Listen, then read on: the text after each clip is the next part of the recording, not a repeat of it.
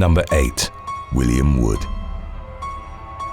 In the early morning hours of September the 15th of 2018, a masked gunman entered a Chili's in the town of DeWitt while employees were closing up the establishment. The suspect ordered 3 of the workers to get on the floor, then pointed the firearm at the manager, identified as Stephen Gudnecht, and demanded he open the safe. Upon doing so, however, Gudnecht revealed that the restaurant had very little cash on hand, to which the gunman reacted by fatally shooting him in the head. The assailant subsequently walked over to the other employees and fired a round at Christopher Hicks, who later died while being transported to the hospital. The gunman attempted to shoot another worker, but his weapon malfunctioned and he fled the scene. The employees who'd survived the ambush attack promptly called the police. It soon emerged that the individual responsible for the deadly robbery was a disgruntled former Chili's employee named William Wood. In August of 2021, the 33-year-old pleaded guilty to 1 count of robbery and 2 counts of using a firearm in the furtherance of a crime of violence and murder.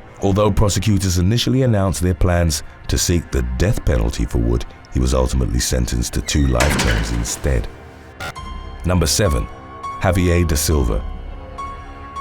On the night of January the 28th of 2019, Valerie Reyes frantically called her mother to express her pervasive feelings of anxiety stemming from the belief that someone was going to try to kill her. The next day, the 24-year-old went missing from her home in the small upstate town of New Rochelle, triggering a widespread search effort that extended into neighboring states. A week after Reyes' initial disappearance, the authorities located her lifeless body inside a suitcase that had been discarded on the side of the highway in Greenwich, Connecticut. In the immediate aftermath of her remains being discovered, Reyes' ex-boyfriend was identified as a possible suspect in her kidnapping and murder, as the pair had just broken up shortly before she went missing. On February the 12th, however, the police in Greenwich arrested another of Reyes' ex-boyfriends, Javier Da Silva, whose relationship with the victim had reportedly come to an end in mid-2018, as was discovered during a subsequent police investigation. Da Silva, aged 24, had driven to Reyes' apartment in the early morning hours of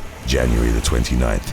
They got into an altercation during which Reyes reportedly suffered head trauma and bruising to her face. In the moments that followed, Da Silva bound and gagged the young woman before stuffing her inside a suitcase and using her debit card to withdraw $1,000 at an ATM in New Rochelle. He then drove to Greenwich, where he dumped the suitcase in a wooded area off of Glenville Road. In September of 2021, Da Silva was convicted of Reyes' murder, and he was consequently sentenced to 30 years in federal prison. Number 6. Brianna Scarpula.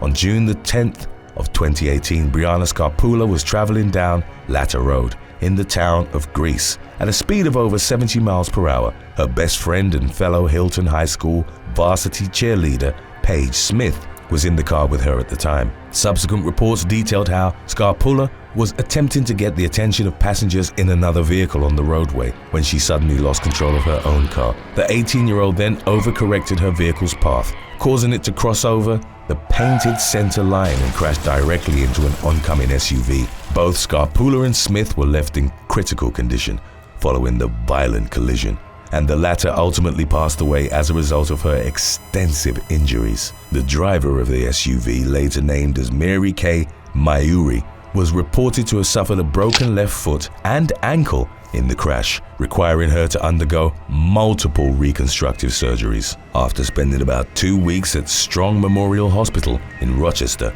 Scarpula was released shortly before Hilton High School's graduation ceremony. The teenager's toxicology report indicated that she hadn't been under the influence of drugs or alcohol at the time of the fatal accident. In June of 2019, she pleaded guilty to charges of criminally negligent homicide and reckless driving. As part of her plea agreement with prosecutors, Scarpula was sentenced to 1 to 3 years of probation. Number 5. Winston Glynn. On January the 9th of 2022, a man walked into a Burger King in Manhattan and struck the manager on duty with a handgun. He proceeded to attack one of the 2 customers that were in the restaurant at the time as well, and then pointed the gun at the cashier and demanded money. The employee, later named as 19-year-old Crystal Bayron Neves, complied with the armed man's commands and reportedly handed him $100 from the cash register. The assailant fatally shot Bayron Neves in the stomach in spite of her cooperation before stealing the manager's cell phone and fleeing the scene. The New York Police Department subsequently released surveillance footage of the suspect, who was eventually identified as a homeless man named Winston Glynn. The 30-year-old was taken into police custody on January the 13th, and he reportedly faced the charge of murder in addition to other felony offenses. The authorities revealed that Glynn had 7 prior arrests on his record stemming from instances of menacing, criminal possession of a weapon, and assault. On the same night as Glynn's capture, a candle-lit vigil was held in Bayron Neves' honor outside the Burger King where she'd worked. Number 4. The assault and robbery of Nina Rothschild.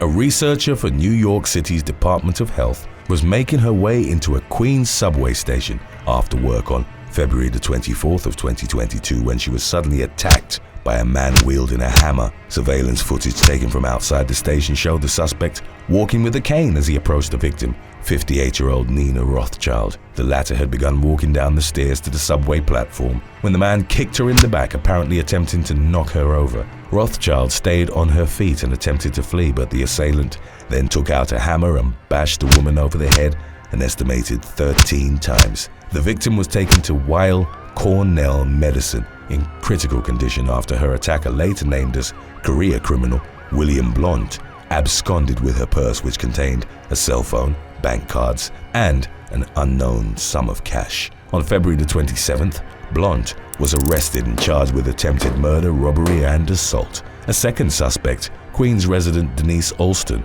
was taken into police custody in connection to the incident. She'd reportedly used Rothschild's stolen credit card the day after the attack and consequently faced several charges, including criminal possession of stolen property and identity theft.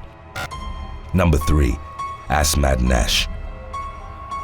Manhattan advertising professional Christina Yuna Lee returned to her Chinatown residence in the early hours of February the 13th of 2022 after spending the night at a club. Upon entering her apartment, the 35-year-old was brutally attacked by a man who followed her home. According to the resulting police report, Lee was stabbed over 40 times with one of her kitchen knives. Neighbors who'd been awakened by her pained cries for help promptly called 911. Police officers had been patrolling an area nearby when the call went out, which allowed them to descend upon Lee's apartment almost instantly. By that time, the assailant had barricaded himself inside the home, and it reportedly took the officers about 90 minutes to finally gain entry. They then found Lee's mutilated body unclothed inside her bathtub. The officers also came upon her bloodied killer, identified as Asmad Nash, who was hiding underneath the bed with a bloody wound on his torso as well as lacerations to his hands and shoulder. The knife believed to have been used during the fatal attack was located behind a dresser in the victim's bedroom. It subsequently emerged that leading up to the gruesome murder, Nash had been arrested a total of 7 times since 2017 and still had 3 open cases at Manhattan Criminal Court. Number 2. Michael J. Snow. SUNY Potsdam student Elizabeth Howell was found unconscious on the side of the road near the university's Crane School of Music on the evening of February the 18th of 2022. Police officers were rushed to the scene and initiated life-saving measures for the 21-year-old, who had sustained multiple gunshot wounds. She was then transported to Canton Potsdam Hospital, where she ultimately died about an hour later. Investigators quickly identified local man Michael J. Snow as the prime suspect in Howell's murder. The following day, police conducted a raid of the 31-year-old's residence, which resulted in the alleged killer being taken into custody. As indicated by court records, Snow was subsequently charged with second-degree murder. It wasn't immediately known whether he had a pre-existing relationship with the victim, but SUNY Potsdam did issue a statement in which they claimed that the man had no affiliation with the college, either as a student, employee, or graduate. Howell, who performed with the Crane Symphony Orchestra as a cellist, was in her final semester at the university at the time of her tragic death.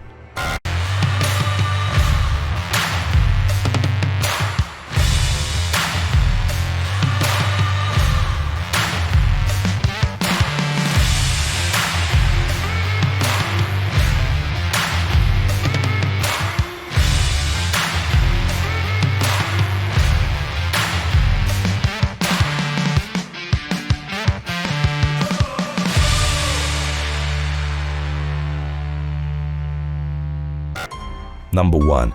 Tyler Lopresti Castro.